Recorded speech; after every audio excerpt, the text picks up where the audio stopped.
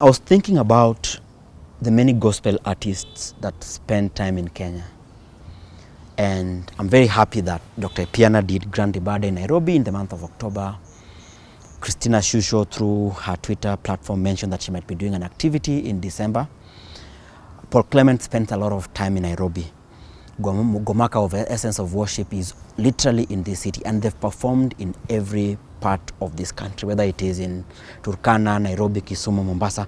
They're literally spending most of their time here. In fact, I even suspect that most of their views come from Kenya. That's a good thing. We need to continue because they're releasing good music and their hearts are pure and they're doing gospel music, and I'm happy for them. But I want to challenge gospel artists in Tanzania that what more can they do to open the market of Tanzanian to Kenyan artists. I personally think that we need to start talking about reciprocity.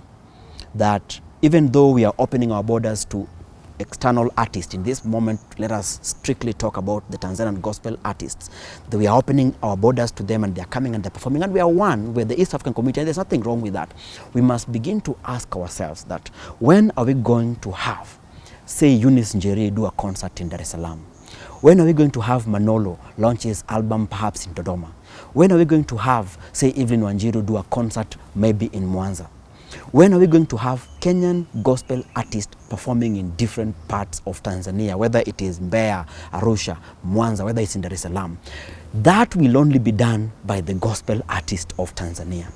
I am aware that the success that the gospel artists of Tanzania have experienced in this country has got a lot to do with how our Kenyan counterparts open doors to them. I know there are so many Kenyan artists who open their doors, organize media tours, and invite them to their churches and ask them for collabos, and they do a lot of this sort of work.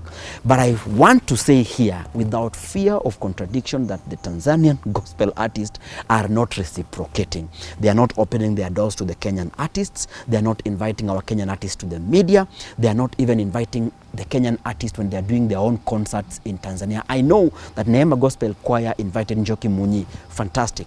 But I want to find out that now that the gospel artists in Tanzania have made such a deep root in Kenya, what are they going to do?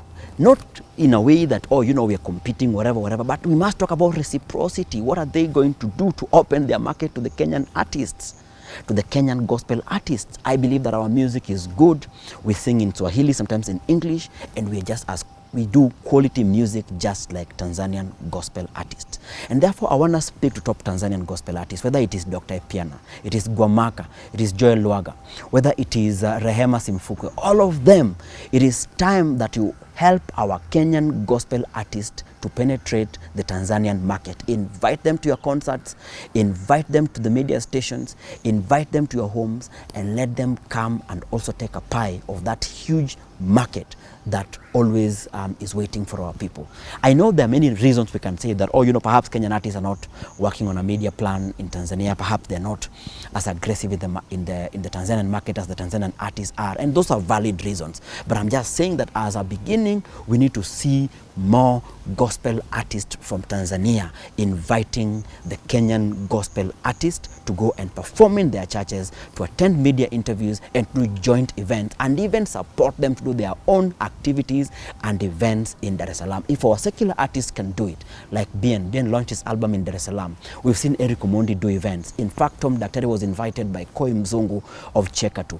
So we are seeing a lot of collaboration happening in the secular space. I think we need to see a bit more collaboration happening in the gospel space so that the Kenyan gospel artists can have the pie of the Tanzanian market. My name is Danny Shodongo, and I'm passionate about God, I'm passionate about community, I'm passionate about music, and I'm passionate about the East African community. And I believe that we can only progress as one if we open our borders to each other.